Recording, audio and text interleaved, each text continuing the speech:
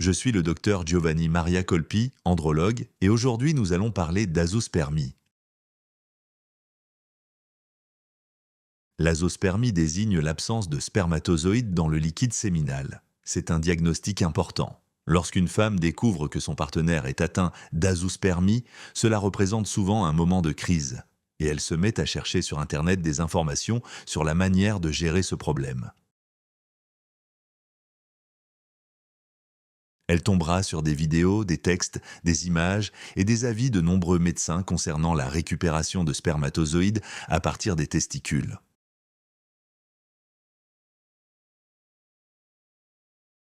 Mon intervention abordera l'azospermie sous tous ses aspects. Tout ce qu'un patient et sa partenaire doivent de savoir sur ce sujet.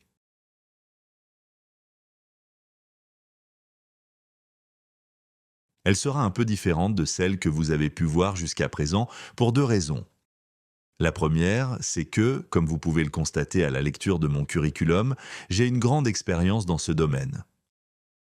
Cela fait plus de 35 ans que je m'occupe spécifiquement d'azospermie. J'ai réalisé des milliers d'interventions chirurgicales et suivi de très nombreux patients, dont beaucoup ont ensuite eu des enfants. Je suis directeur de l'unité d'andrologie et directeur scientifique du Centre d'andrologie et de procréation, médicalement assisté, de Next Fertility, chez Procrea à Lugano. J'ai également été directeur de l'unité opérationnelle complexe d'andrologie et de procréation assistée à l'hôpital San Paolo de l'Université de Milan, probablement le plus important centre public dédié aux formes graves d'infertilité masculine. J'ai donné des cours dans plusieurs universités italiennes et étrangères. Je suis membre titulaire de l'Académie européenne d'andrologie, conseiller senior du Global Andrology Forum en Irlande. J'ai été membre des commissions sur l'infertilité masculine de deux associations scientifiques européennes, l'Académie européenne d'andrologie et l'Association européenne d'urologie.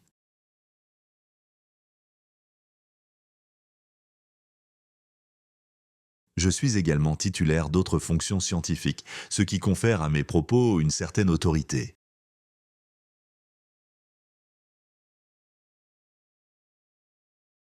Les spermatozoïdes sont produits à l'intérieur des testicules, comme vous pouvez le voir ici. Un testicule est structuré en lobules, un peu comme des quartiers. Chaque quartier est un lobule, et à l'intérieur des lobules se trouvent les tubes séminifères. C'est dans ces tubes séminifères que se produit la spermatogenèse, c'est-à-dire le processus de fabrication des spermatozoïdes. Ici, vous voyez une coupe. On distingue les cellules germinales immatures, appelées spermatogonies, qui mûrissent ensuite en spermatocytes primaires, puis en spermatocytes secondaires, pour devenir finalement des spermatozoïdes. Cette image est essentielle pour comprendre la suite. En effet, si la spermatogenèse est normale, le tube séminifère est rempli de cellules germinales, ce qui lui confère un diamètre précis avec peu de variations. Si la spermatogenèse est défectueuse, on observe une perte partielle de cellules dans le tube séminifère, ce qui réduit son diamètre.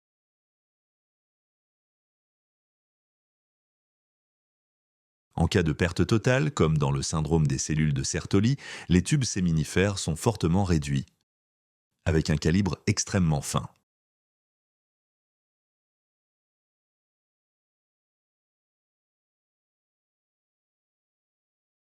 Les azoospermies se distinguent en azoospermies obstructives et azoospermies non obstructives. Dans les formes obstructives, la spermatogenèse dans le testicule est parfaitement normale, mais les voies séminales sont soit obstruées, soit absentes.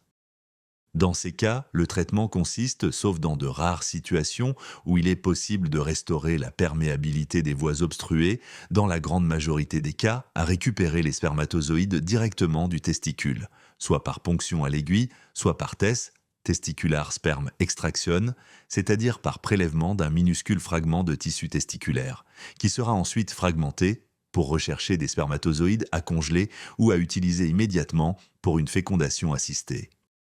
On peut également procéder à une ponction de l'épididyme au-dessus de l'obstruction pour aspirer un liquide contenant des spermatozoïdes, par voie transcutanée ou par microchirurgie.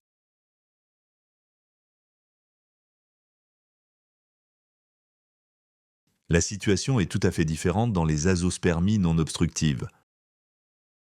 Dans ces cas, il existe un dommage majeur de la spermatogenèse et donc aucune trace de spermatozoïdes dans le liquide séminal. Intuitivement, on pense que si l'azospermie est non obstructive, le patient ne produit pas de spermatozoïdes.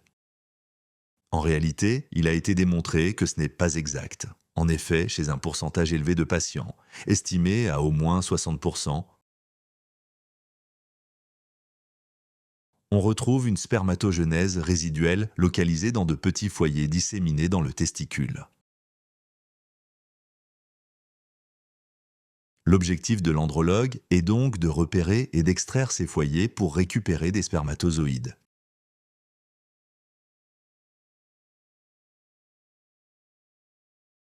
Il existe des facteurs prédictifs qui permettent donc d'évaluer à l'avance la probabilité de présence de foyers actifs de spermatogenèse.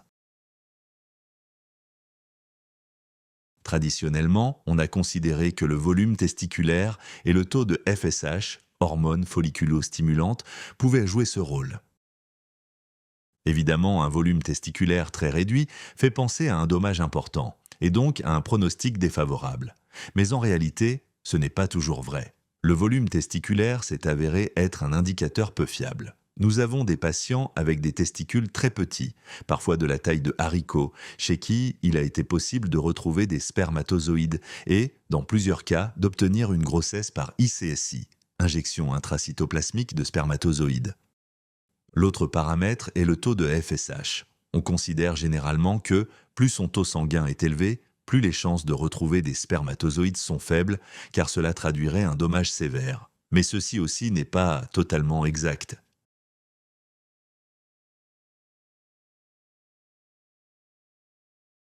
Nous avons vu des patients atteints d'azospermie non obstructive avec une FSH parfaitement normale et d'autres avec une FSH très élevée chez qui il a été possible de récupérer des spermatozoïdes pour une fécondation in vitro. Nous avons même retrouvé des spermatozoïdes chez un patient dont le taux de FSH dépassait 80 unités internationales par litre. Ainsi, chez ces patients atteints d'azoospermie non obstructive, comme on peut le voir sur cette diapositive de la Mayo Clinic, l'objectif est de repérer les tubes séminifères qui conservent un calibre normal susceptible d'héberger une spermatogenèse résiduelle, contrairement aux tubes atrophiés.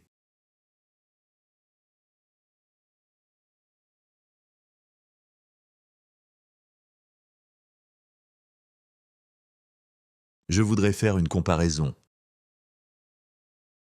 Imaginez qu'un homme rentre chez lui le soir et que sa femme lui dise Chérie, je t'ai préparé une soupe de légumes. Elle contient de nombreux types de légumes différents, mais je ne peux pas te garantir la présence de haricots ou alors en très faible quantité.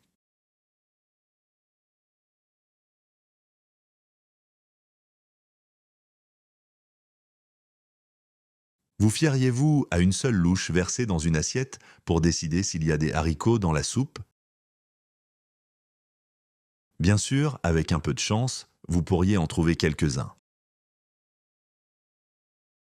Mais il se peut aussi que l'assiette n'en contienne aucun, alors que le reste de la marmite en regorge.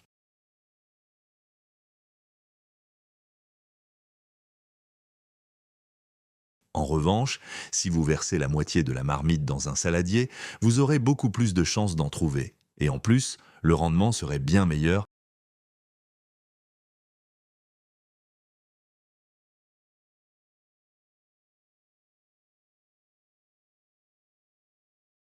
C'est exactement ce qui se passe dans la réalité lorsqu'on compare certaines techniques chirurgicales à d'autres. Quelles sont donc les techniques chirurgicales disponibles pour les patients atteints d'azoospermie? Une méthode encore utilisée à tort, car elle est hors des recommandations internationales, est la ponction testiculaire à l'aiguille. Celle-ci n'est plus recommandée pour les patients souffrant d'azoospermie non obstructive. Ce point est clairement indiqué dans les recommandations de l'European Association of Urology ainsi que dans les guidelines canadiennes de cette année. Une autre technique est la ponction testiculaire multiple, mapping. On effectue plusieurs ponctions sur le même testicule. Cette approche non plus n'est plus recommandée comme traitement primaire chez les patients atteints d'azospermie non obstructive. La deuxième technique est la thèse, c'est-à-dire l'exérèse de fragments de tissu testiculaire. Elle peut être pratiquée sous la forme d'un prélèvement unique.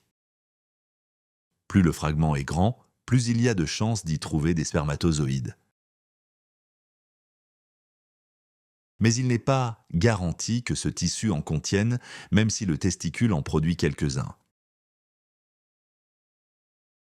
Et plus le fragment est important, plus le dommage au testicule est élevé, car on retire non seulement des cellules germinales, mais aussi des cellules productrices de testostérone.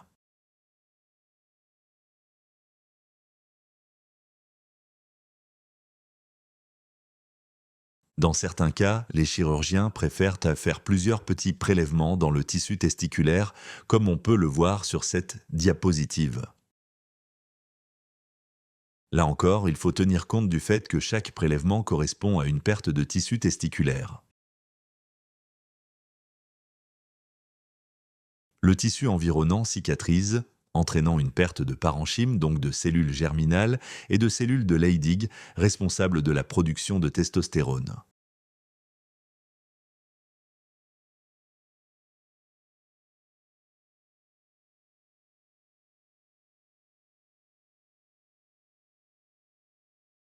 La procédure que nous venons de décrire, c'est-à-dire la TEUS conventionnelle, repose sur l'hypothèse que la spermatogenèse résiduelle intratesticulaire, lorsqu'elle existe, est distribuée de manière homogène. Cette hypothèse a toutefois été réfutée par de nombreux histologistes. A l'inverse, la microthèse, qui est une procédure microchirurgicale comme son nom l'indique, repose sur des observations cliniques et des études histologiques montrant que les patients atteints d'azoospermie non obstructive, la spermatogenèse résiduelle est très souvent présente sous forme de foyers disséminés dans le testicule. Voici par exemple une biopsie testiculaire observée en histologie. On distingue clairement, indiqués par les flèches vertes, les tubules séminifères de bon calibre avec une spermatogenèse intacte, alors que d'autres tubules ont un calibre plus réduit et une spermatogenèse totalement absente.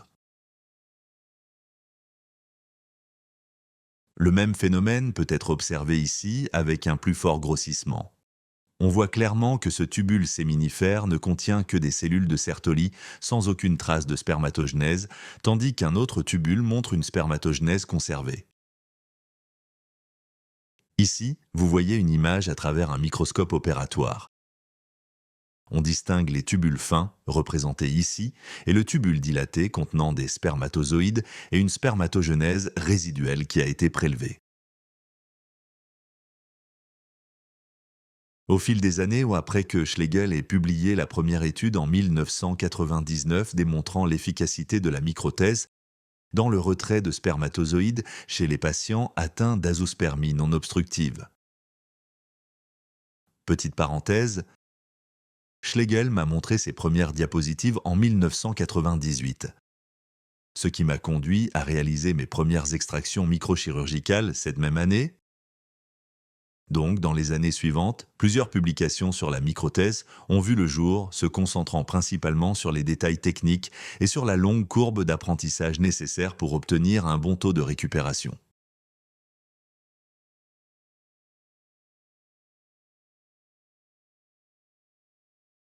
Voici une étude d'Ishikawa de 2010 qui montrait déjà que, après les 50 premiers cas, le taux moyen de récupération était de 32%, atteignant 44% après 100 cas, et 58% après 200 cas, 48% après 150 cas.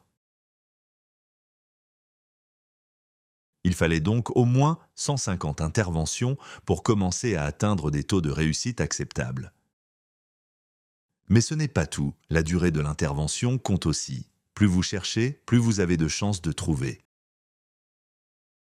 Les premières études de Ramasamy, du groupe de Schlegel en 2011, ont montré qu'en moyenne, pour obtenir un résultat positif, il fallait près de 2 heures d'intervention chirurgicale.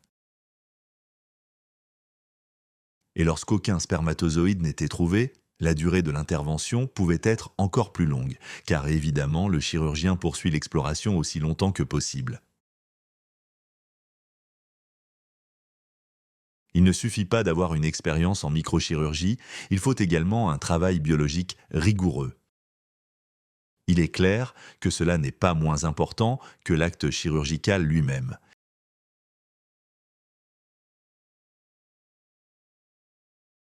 Il est impensable que l'espoir d'avoir un enfant pour un couple dépende d'un biologiste manquant de temps, effectuant une recherche rapide et superficielle, puis concluant en disant que on ne voit pas de spermatozoïdes ou qu'ils ne sont pas utilisables.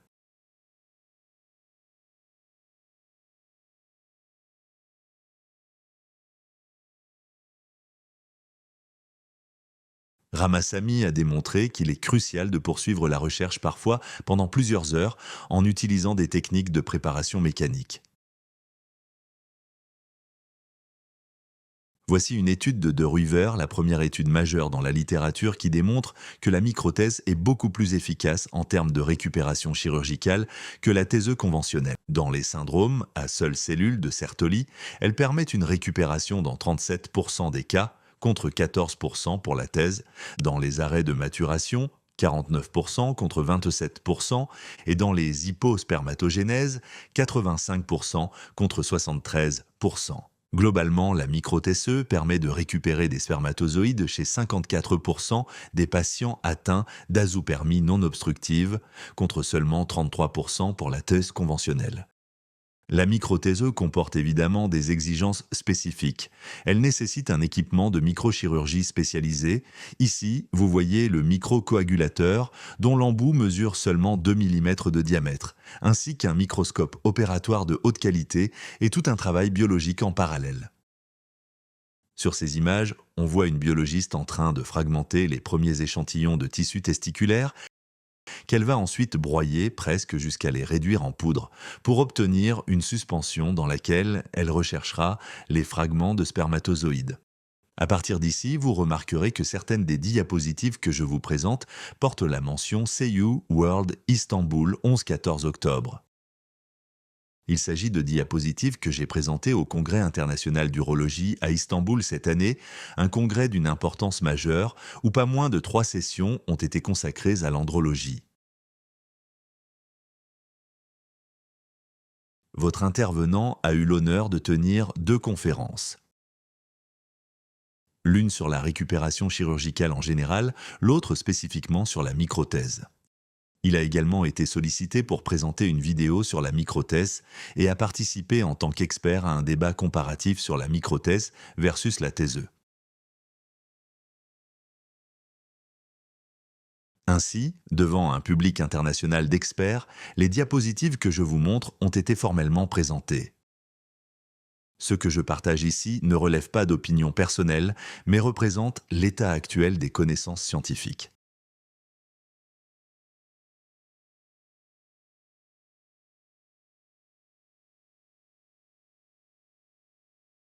Quels sont les secrets d'une récupération positive en microthèse? Tout d'abord, il convient de préparer le patient. Il ne s'agit pas de se précipiter dès qu'un diagnostic d'azoospermie non obstructive est posé, mais de réaliser une anamnèse approfondie pour vérifier si le patient a été récemment exposé à des facteurs de risque, température excessive, fièvre, substances chimiques potentiellement toxiques. Ensuite, il faut contrôler le taux de testostérone car il existe une forte corrélation entre un taux de testostérone normal et une probabilité accrue de trouver des spermatozoïdes dans les testicules. C'est important car environ 40% des patients atteints d'azoospermie non obstructive présentent soit un taux de testostérone très bas, soit un taux dans la norme mais dans la partie inférieure de l'intervalle.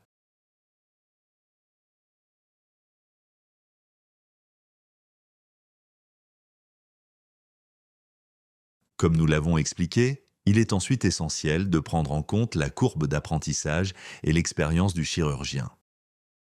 Schlegel affirme qu'il faut au moins 500 cas avant que l'œil soit suffisamment entraîné pour détecter les moindres variations de calibre des tubules séminifères, ce qui augmente fortement les chances de succès du chirurgien.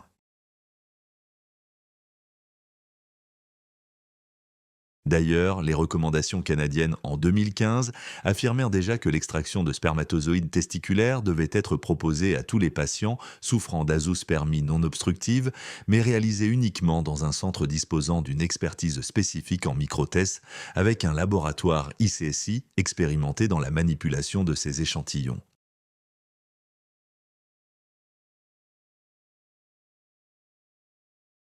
C'est un élément absolument crucial que je considère comme fondamental.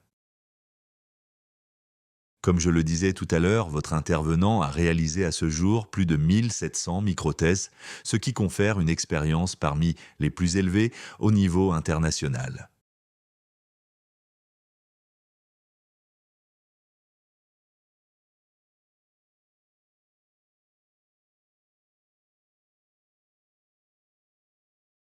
Ces dernières années, de nombreuses techniques ont été mises au point par rapport à la procédure initialement décrite par Schlegel, qui consistait à broyer mécaniquement le tissu testiculaire pour en extraire les spermatozoïdes.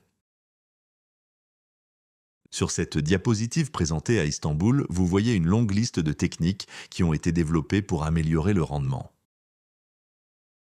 Ces méthodes permettent en général de récupérer, à partir d'un même fragment de tissu, un nombre de spermatozoïdes viables bien supérieur à celui obtenu avec les techniques initiales.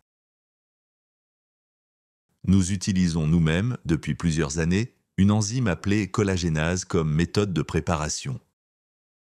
Vous voyez ici les premiers résultats que nous avons présentés au Congrès européen de reproduction humaine en 2020. Grâce à la collagénase, on peut récupérer en moyenne un nombre de spermatozoïdes viables environ 3,5 fois supérieur à celui obtenu par des méthodes purement mécaniques sans l'utilisation de cette enzyme.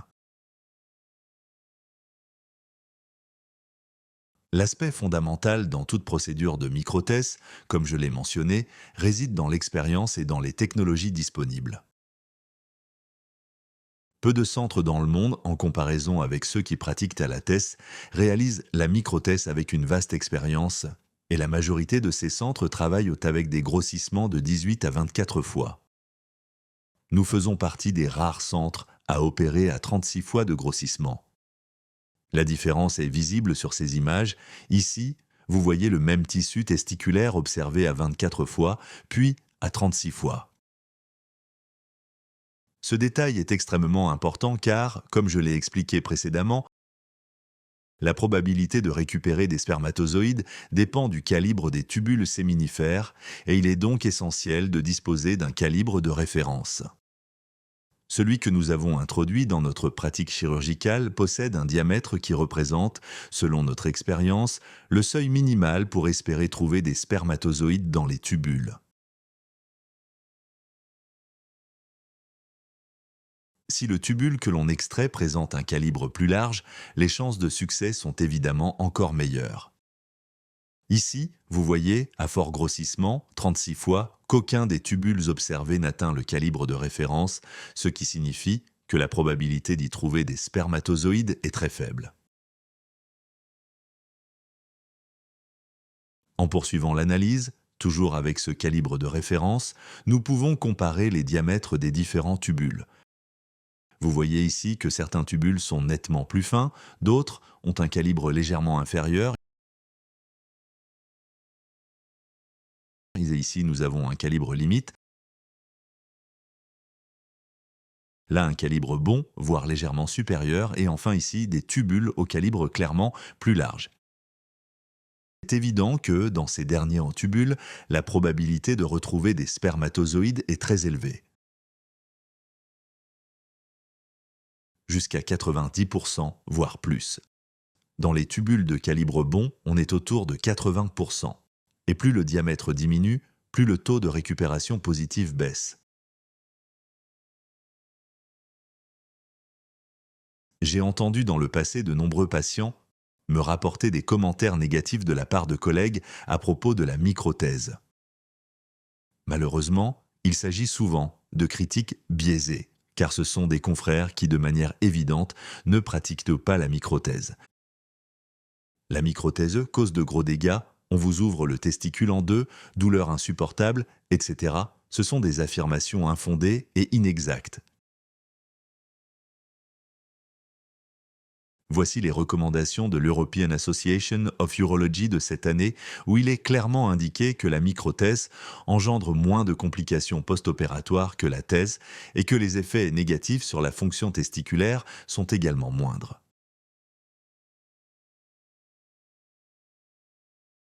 Mais si l'on observe notre propre expérience, déjà sur les 360 premiers cas présentés au Congrès scandinave d'andrologie à Aarhus en 2009, 360 cas de microthèse, nous n'avons observé aucun hématome, aucune infection locale, aucune douleur post-opératoire chronique, seulement quelques douleurs légères dans les toutes premières heures après l'intervention, et cela de façon très rare.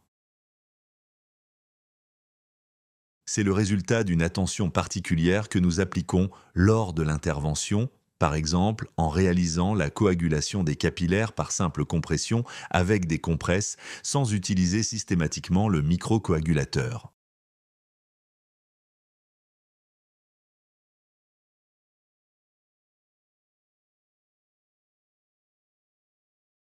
En outre, le tissu est irrigué avec des antibiotiques et des corticoïdes, et c'est la raison pour laquelle la grande majorité des patients ne prennent aucun antidouleur après l'opération, ne rapportent aucune douleur, et très rarement, quelques-uns prennent du paracétamol pendant 24 heures à dose réduite.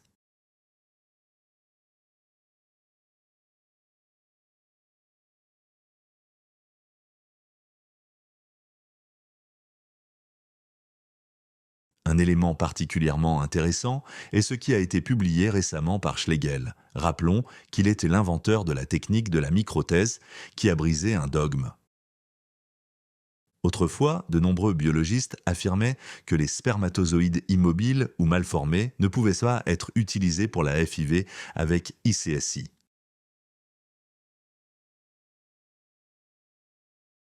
En réalité, il a mené une étude dans laquelle, chez des patients ne présentant aucun spermatozoïde morphologiquement normal ou mobile, il a utilisé des spermatozoïdes présentant des défauts de l'acrosome ou immobile, mais vivants.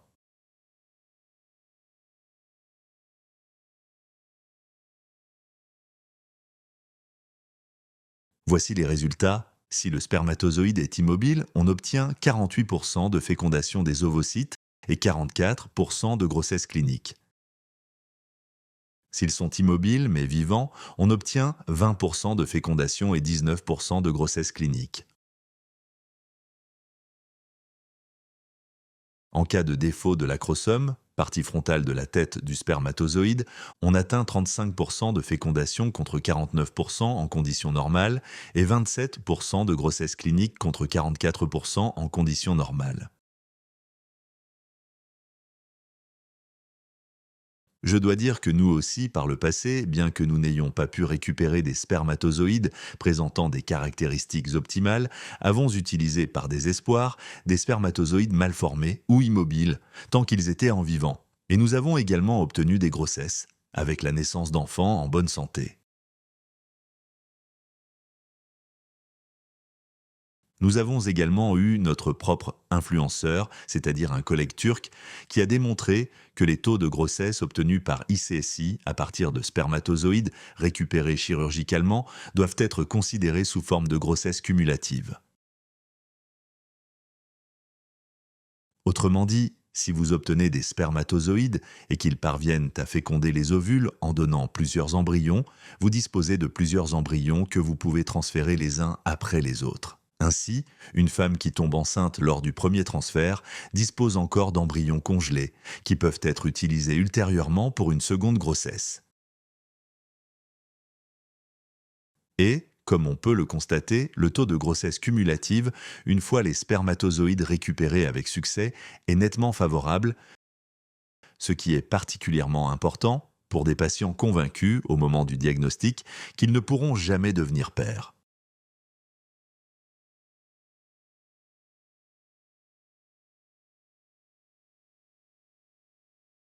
En réalité, nous nous sommes également posé une autre question. Dans la pratique, lorsque nous congelons des spermatozoïdes, comme le font la majorité des rares centres dans le monde ayant une grande expérience de la microthèse, ces spermatozoïdes doivent ensuite être décongelés au moment opportun pour réaliser l'ICSI. Or, le processus de congélation et de décongélation entraîne une perte imprévisible de spermatozoïdes dans le pool initialement extrait.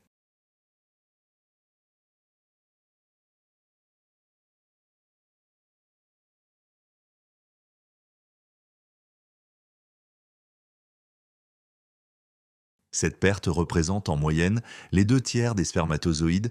Chez certains patients, elle est moindre, chez d'autres nettement supérieure. Dans environ 1 cas sur 100, il se peut même que tous les spermatozoïdes soient morts après décongélation, et donc inutilisables. Le problème devient encore plus grave lorsque le nombre de spermatozoïdes récupérés est très faible. Une fois congelés, puis décongelés, ces spermatozoïdes peuvent devenir trop peu nombreux, voire inexistants. La probabilité de grossesse s'en trouve alors fortement diminuée.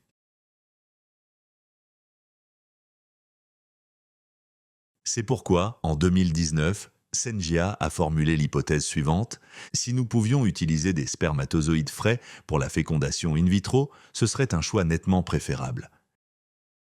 Mais qu'est-ce que cela implique? Cela suppose tout un dispositif organisationnel complexe, car ce sont les ovaires de la femme qui déterminent le calendrier de la procédure. Cela signifie que l'homme est préparé, que la femme est préparée, et qu'en général, environ 36 heures avant, l'équipe est prévenue que le prélèvement ovocytaire, le pick-up, aura lieu un jour et demi plus tard. Dans ce cas, toute l'équipe chirurgicale doit être prête à réaliser la microthèse. Il faut savoir qu'une microthèse nécessite en moyenne 2 heures et demie en salle d'opération, plus les temps annexes, soit environ 3 heures et demie au total. Cela représente un engagement considérable pour la structure, au point que, dans un hôpital, cela devient pratiquement irréalisable. En effet, dans un hôpital, les blocs opératoires sont répartis entre plusieurs spécialités et les créneaux sont planifiés au moins 1 à 2 semaines à l'avance.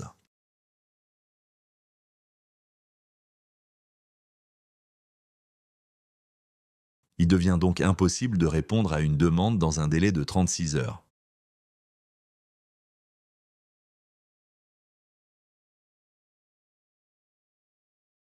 Chez Procréa, heureusement, nous disposons de 2 blocs opératoires.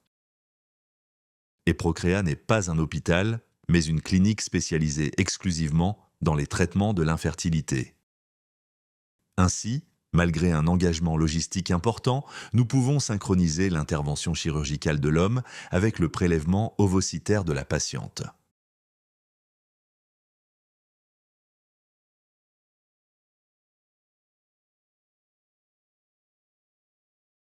Voici les données que nous avons présentées lors du congrès d'Istanbul. Une fois les spermatozoïdes obtenus, le taux de fécondation in vitro est comparable à celui obtenu par Schlegel.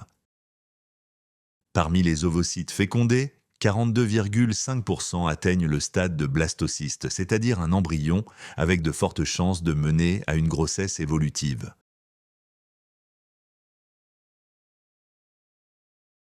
Si une femme obtient, par exemple, 3 blastocystes, elle a une première chance de grossesse au premier transfert, avec 35% de succès. En cas de réussite, elle dispose encore de 2 blastocystes pour envisager une seconde grossesse dans les années suivantes.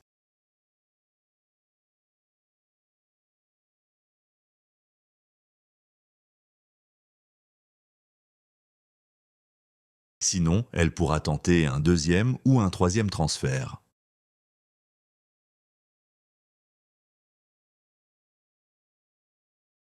On observe que les chances de grossesse évolutive dépendent directement du nombre de blastocystes transférés et que le taux global est très bon.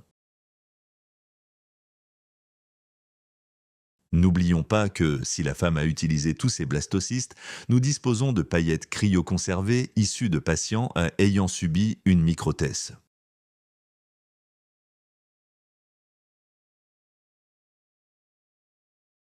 Cela permet de retenter une FIV avec les spermatozoïdes congelés du conjoint.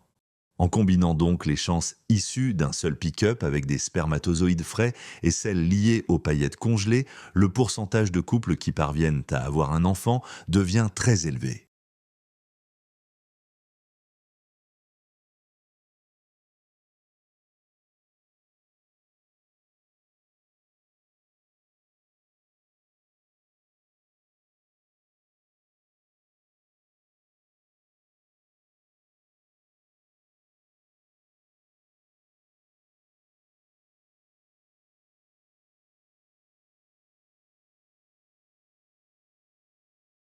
Pour conclure, voici la diapositive présentée avec le professeur Kadiou d'Istanbul lors du SEU World Congress.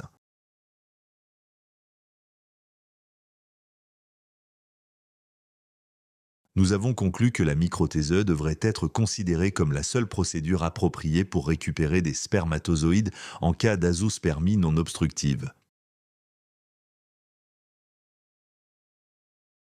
Et la réponse est clairement oui. Dans la pratique, il n'est pas rare de recevoir des patients ayant déjà subi à tort une théseux classique. Le problème est que la thèse donne un résultat positif dans environ 35% des cas.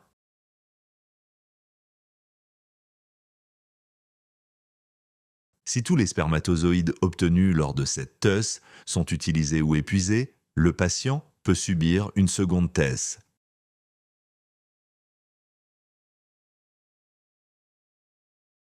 Mais les patients que nous recevons sont souvent ceux qui ont subi une thèse sans aucune récupération. Dans ces cas de résultats négatifs, on peut alors proposer une microthèse. Ces taux internationaux correspondent parfaitement à notre expérience. Chez les patients ayant échoué une thèse conventionnelle, la microthèse permet une récupération dans 42% des cas.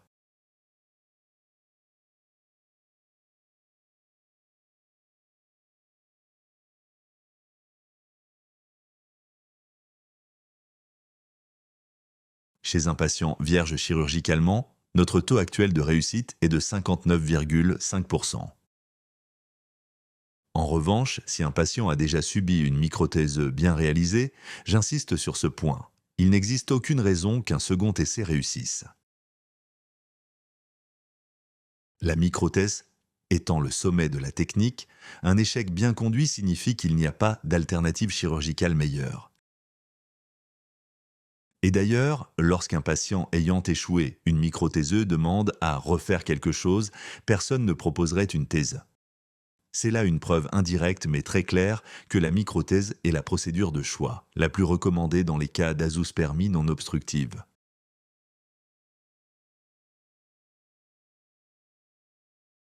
La thèse ne l'est certainement pas, encore moins la ponction à l'aiguille, qui, comme nous l'avons vu, ne figure plus dans les recommandations internationales.